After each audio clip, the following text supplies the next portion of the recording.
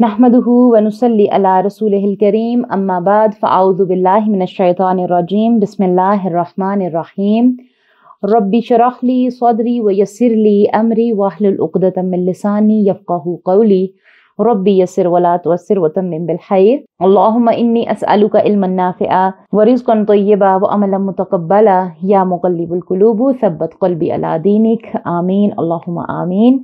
अस्सलामु अलैकुम व रहमतुल्लाहि व बरकातुहू। उम्मीद और दुआ है कि आप सब अल्लाह सुब्हानहू व तआला की तौफीक से उसकी रहमतों में होंगे इंशाअल्लाह। और अल्लाह की तौफीक और अल्लाह ही की रहमत के साथ अल्हम्दुलिल्लाह हम अपने लेसन का आगाज़ करने लगे हैं। और हमारा लेसन सबसे पहले क्या है कि आज उसका मौजू क्या है कि कुरान क्या है, आयत क्या है, सूरत क्या है, आयत क्या है, रकू क्या है।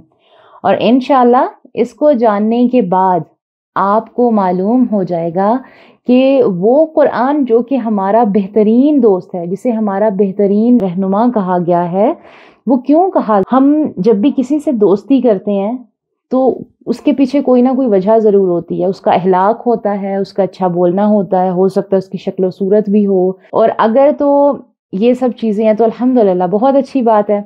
इसी तरह इतनी उस चीज़ के साथ हम दोस्ती करने वाले हैं कि जिसमें फलाह भी है, कामयाबी भी है, जिसमें इतने ज़्यादा बेनिफिट्स हैं कि आप सोच भी नहीं सकते हैं। क्यों? क्योंकि वो हमारी रूह की सफाई कर देता है।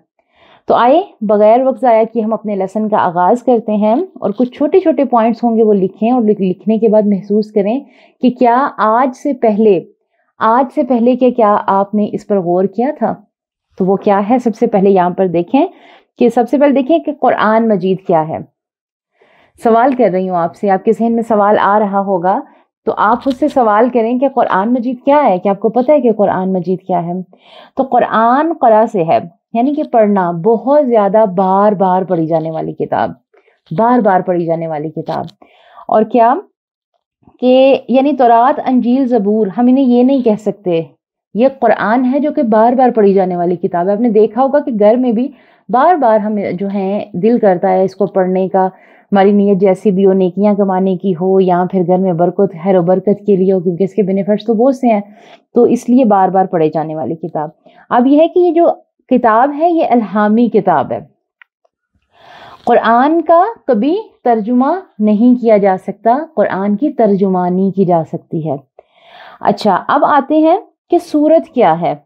आज से पहले आपको पता होगा कि कुरान में इतनी सूरतें हैं, लेकिन कि क्या आपको पता है कि सूरत क्या है? तो चले हम कुछ दुनियावी मिसालों को साथ लेके चलते हैं ताकि हमारे लिए इस चीज़ को समझना आसान हो जाए कि सूरत क्या है। वो कैसे कि सूरत के दो मायने हैं। एक फसील यानी कि चार दीवारी। आज से पहले के जो लोग थे, हमसे पहले के टाइम में, वो शहरों के गिर्द दीवार बना दिया करते थे। तो कुरान की सूरत भी क्या है, हम देखते हैं कि क्या है कि ये इसे सूरत क्यों कहा गया है। और दूसरे इसके पहले मायने को देख लेते हैं कि ये बुलंदी भी है, बुलंद करती है। अच्छा, जैसे मैंने शहर की मिसाल दी, वैसे ही हम लोग आते हैं कि सूरत क्या है कि एक सूरत का मजमून एक सूरत का मजमून इस सूरत की हिफाजत करते हैं और सूरतें कुरान के शहरों की हिफाजत करती हैं। तो अब आज आपको ये भी पता चल गया नई बात। अच्छा, फिर हम देखते हैं कि हर सूरत का एक मरकजी मजमून है। हर सूरत एक शहर की तरह है।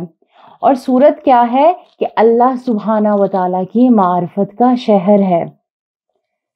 इस शहर में हम अल्लाह सुब्हाना व तआला की रजा को पा लेते हैं।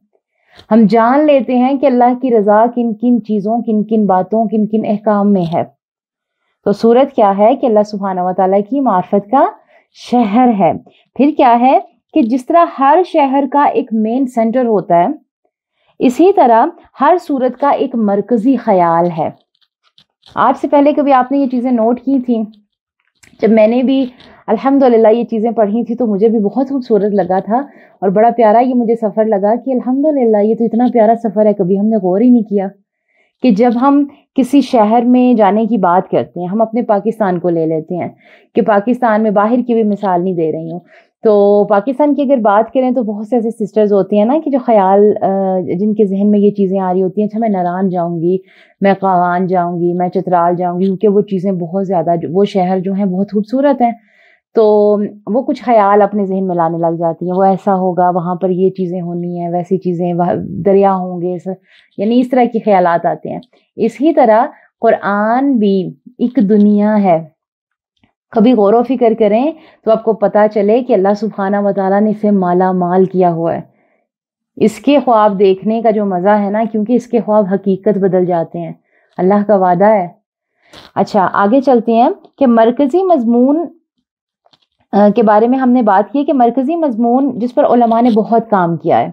پھر آگے کہ بڑی صورتیں جیسے کہ سورۃ البقرہ، سورۃ العمران، سورۃ النساء، یہ وہ صورتیں ہیں، کچھ بڑی بڑی صورتیں ہیں، ان کو سمجھنے کے لیے ہمیں تفسیر اور ساتھ میں حدیث کا ساتھ میں ہمارے پاس جو ہے وہ علم ہونا چاہیے، اس کے بغیر ان صورتوں کو سمجھنے میں تھوڑی مشکل ہوتی ہے، تو جب ہمارے پاس ریفرنس آ جاتے ہیں تو ان کو سمجھنا آسان ہو جاتا ہے۔ اور کچھ صورتیں ایسی ہیں کہ جو کہ بڑی آسانی سے سمجھ آ جاتی ہیں، ان کے مضمون بڑی آسانی سے سمجھ آ جاتے ہیں، وہ کیا ہیں؟ جیسے سورۃ اخلاص ہو گئی، سورۃ الناس ہو گئی، ٹھیک ہے، تو ایسی صورتیں کچھ جو ہیں وہ بڑی آسانی سے سمجھ آ جاتی ہیں۔ پھر اس کے بعد کیا ہے کہ جیسے ہر شہر کا ایک مزاج ہوتا ہے نا، کہ کبھی سردی ہے، کبھی گرمی ہے، کبھی خزاں ہے، کبھی بہار ہے، اسی طرح ہر صورت کا ایک مزاج ہے۔ کچھ صورتیں ٹھنڈی صورتیں ہیں، اللہ سبحانہ و تعالیٰ کی طرف سے پیار ہے، محبت ہے، دعوت ہے کہ نہیں میرے بندو میرے ساتھ جڑ جاؤ، میں تمہیں کامیابیاں عطا کرنے والا ہوں۔ اور کچھ صورتیں ایسی ہیں کہ جس میں تھوڑی گرمی بھی ہے، اللہ سبحانہ و تعالیٰ جو ہیں وہ تھوڑا سا ہمیں محبت کی ڈانٹ سے ڈانٹتے ہیں، یہ اللہ تعالیٰ کا مزاج ہے کہ ساتھ ہی پیار، ساتھ میں تھوڑا سا ہم پہ سختی بھی ہوتی ہے۔ ایک ماں بھی تو بچے کے ساتھ ایسے ہی کرتی ہے نا، تو اللہ تعالیٰ جو ہیں وہ تو 70 ماؤں سے زیادہ پیار کرنے والے ہیں۔ تو پھر کیا ہے کہ ہر صورت کا ایک مزاج ہے موسم کی طرح۔ پھر اس کے بعد کہ آپ دیکھیں گے کہ کبھی نرمی ہے تو کبھی سختی ہے، وہی بات ہے۔ پھر آگے ہم جاتے ہیں کہ آیت کیا ہے۔ آیت کے بارے میں ہے کہ آیت اصل میں یہ جو تا ہے اس کی ایک شکل ہے، ٹھیک ہے، اور یہ ایک طرح کا فل سٹاپ ہے کہ آیت کا مطلب ہے نشانی، اللہ کی قدرت کی نشانی۔ ہر آیت ہر آیت اللہ کی قدرت کی نشانی کی گواہی دیتی ہے۔ پھر آیت کی 2 اقسام ہیں، ایک کونی یعنی کہ کائنات کی نشانیاں، سورج، چاند، ستارے، پانی، مٹی، یہ سب اللہ سبحانہ و تعالیٰ کی بڑی بڑی نشانیاں۔ پھر آ جاتی ہیں آیات قرآنی یعنی کہ قرآن کی آیات، اور کل آیات کتنی ہیں قرآن میں؟ 6666، 6666، اور قرآن کی سورتوں کی کل جو تعداد ہے وہ 114 یعنی کہ 114۔ اور پھر صورتیں کتنی ہیں؟ صورتیں 2 قسم کی ہیں، مکی اور مدنی۔ مکی وہ صورتیں جو کہ مکہ میں نازل ہوئیں، اور مدنی وہ صورتیں جو کہ مدینہ میں نازل ہوئیں۔ اور کچھ صورتیں ایسی ہیں جو مکہ اور مدینہ کے سفر کے درمیان یعنی دونوں میں نازل ہوئیں۔ امام سیوطی نے 80 طرح کی صورتوں پر آیات پر بات کی ہے،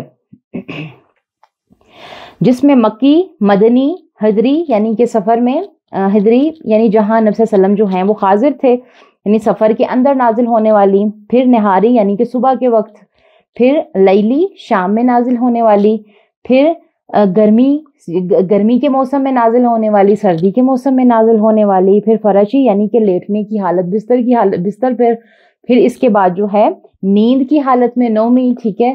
تو یہ ساری آیات کی بھی انشاءاللہ جو ہوگا کہ کون سی آیت جو ہے پھر جہاں پر اس کی بات آگے جا کے آئے گی وہ ہم کریں گے۔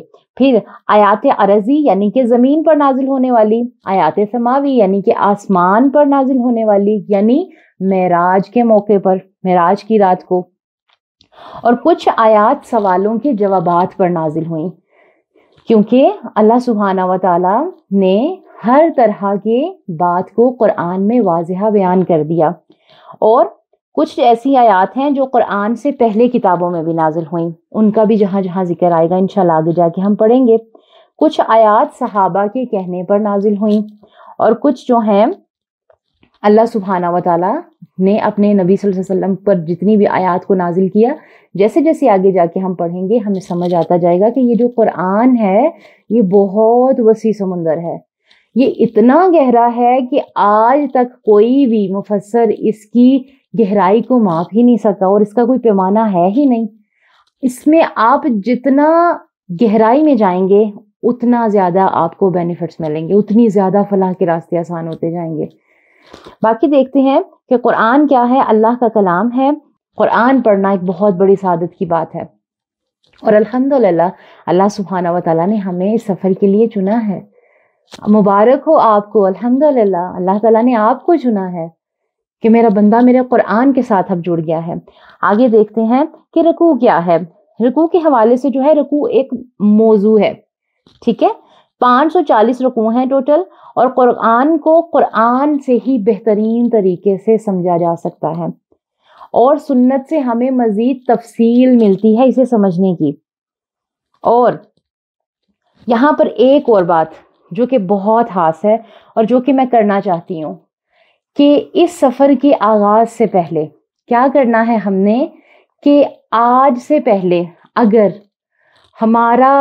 ہم نے خود کو کسی بھی ایسے فرقے کے ساتھ جوڑا ہوا ہے، یا ہم بچپن سے جیسا جیسا خود کے اوپر رنگ چڑھتا ہوا لے کر آئے ہیں، قرآن کے ساتھ جوڑنے سے پہلے کیا کرنا ہے، آج سے ہم نے خود کو پہلے تو یہ دل کو میسج دینا ہے کہ میں ایک مسلمان ہوں، مجھے قرآن پڑھنا ہے، مجھے قرآن و سنت پہ چلنے والا بننا ہے، اور اس قرآن کو پڑھتے ہوئے وہ تمام تر مسلک ان تمام تر امام جن پر مسلک بنے ہوئے ہیں، ہم ان سب کو لے کے چلیں گے۔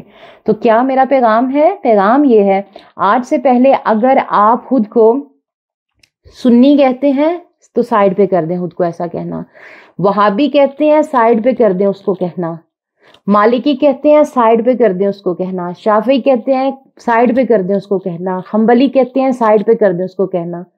یہ سنی، وہابی، حنبلی، مالکی، شیعہ، ہم نے یہ سارے کے سارے فرقوں کے رنگ اتار کے ہم نے جن کے ساتھ ان فرقوں کو جوڑا ہے نا، ان ہستیوں پہ بات کرنی ہے کہ امام حنبل کون تھے، امام شافعی کون تھے، ٹھیک ہے، جو فرقوں کے نام پہ ہمارے اندر جو ہیں دشمن اسلام نے ہمیں توڑ کے رکھ دیا ہے، ہم نے کوشش کرنی ہے، ہم نے جڑنا ہے واپس سے، اور یہ قرآن ہمیں جوڑے گا۔ یہ بہت خوبصورت ہستیاں تھیں، انشاءاللہ جیسے جیسے ہم آگے بڑھیں گے ان سب پہ بات کریں گے، اور یہ قرآن ہمیں صراط المستقیم کے راستے دکھائے گا۔ کرنا کیا ہے؟ نیتوں کو خاص کرنا ہے۔ یہ بڑی عظیم ہستیوں کے نام لیے میں نے، بس کوشش کیا کرنی ہے؟ نیت کو حاصل رکھنا ہے، اور ان تمام فقہوں کو ہم ساتھ لے کے چلیں گے قرآن و سنت کے ساتھ۔ جہاں جو دلائل قرآن و سنت سے ٹکرائیں گے ہم قرآن و سنت کو لیں گے، اور ساتھ میں احترام کے ساتھ اپنے سفر کا آغاز جاری رکھیں گے۔ یہی ہمارا مشن ہے کہ قرآن انشاءاللہ سمجھنا آسان ہو، کہ قرآن پہ عمل کرنا آسان ہو، کیونکہ ہمارا دین مشکل نہیں ہے۔